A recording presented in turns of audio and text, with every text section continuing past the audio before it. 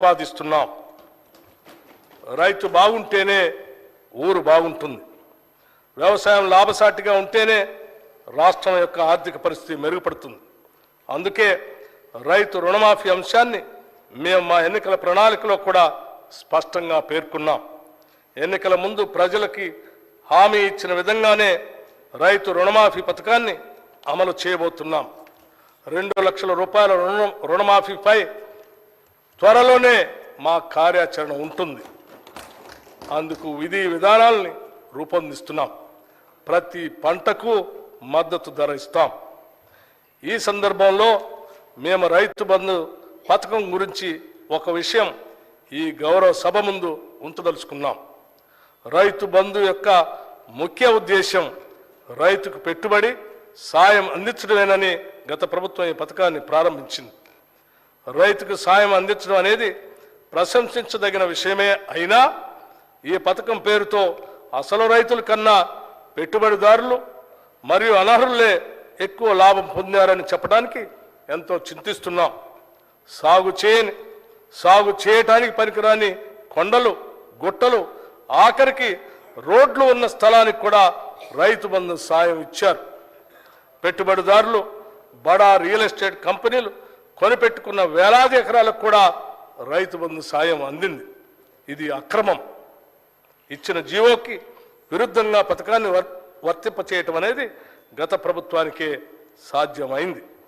జరిగిన ఈ అక్రమాల కారణంగా మేము రైతు బంధు నిబంధనలను పునఃసమీక్ష చేసి నిజమైన అర్హులకి రైతు భరోసా కింద ఎకరానికి 15,000 రూపాయలు అందించేందుకు కృతనిశ్చయంతో ఉన్నాం. గతంలో భిన్నంగా మేము కౌలు రైతులకు కూడా రైతు భరోసా సాయాన్ని ఇవ్వటానికి మార్గదర్శకాలు సిద్ధం చేస్తున్నాం. అదేవిధంగా ప్రధానమంత్రి ఫసల్ బీమా యోజన కార్యక్రమాన్ని ఆధారంగా చేసుకొని రాష్ట్రంలో పంటల బీమా పథకాన్ని పటిష్టంగా అమలు చేయబోతున్నాం.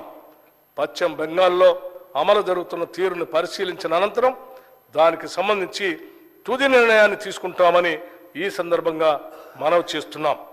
రైతు బీమా పథకాన్ని కౌలు రైతులకు కూడా అమలు చేసేందుకు చర్యలు తీసుకుంటున్నాం. అందుకు అవసరమైన మార్గదర్శకాలని రూపొందిస్తున్నాం. విత్తన భండాగారంగా ఉన్న తెలంగాణ ఇంకా ఎంతో ప్రగతిని సాధించడానికి అవకాశం ఉండి కూడా సాధించలేకపోయింది.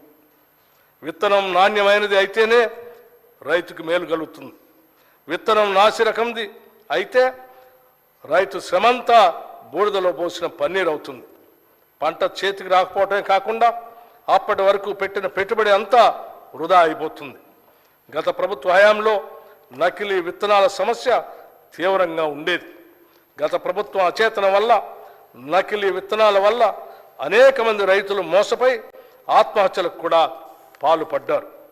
నాసి రకం విత్తనాల్ని, నకిలీ విత్తనాల్ని అరికట్టేందుకు మా ప్రభుత్వం కఠిన చర్యలు తీసుకుంటుంది. రైతుకు నష్టం చేసే ఏ విత్తన వ్యాపారిని మా ప్రభుత్వం ఉపేక్షించదు.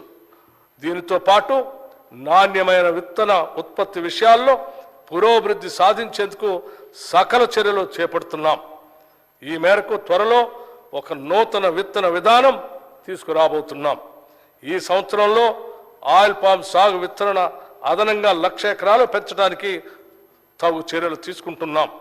ఇవన్నీ రైతుని రాజును చేయటానికే మేము తీసుకోబోతున్న చర్యలు. ఈ బడ్జెట్లో వ్యవసాయ శాఖకి 19,746 కోట్ల రూపాయలు ప్రతిపాదిస్తున్నాం. గత ప్రభుత్వం ఎంతో హడావుడిగా ఎలాంటి అధ్యయనం చేయకుండా తీసుకొచ్చిన ధరణి పోర్టల్ కారణంగా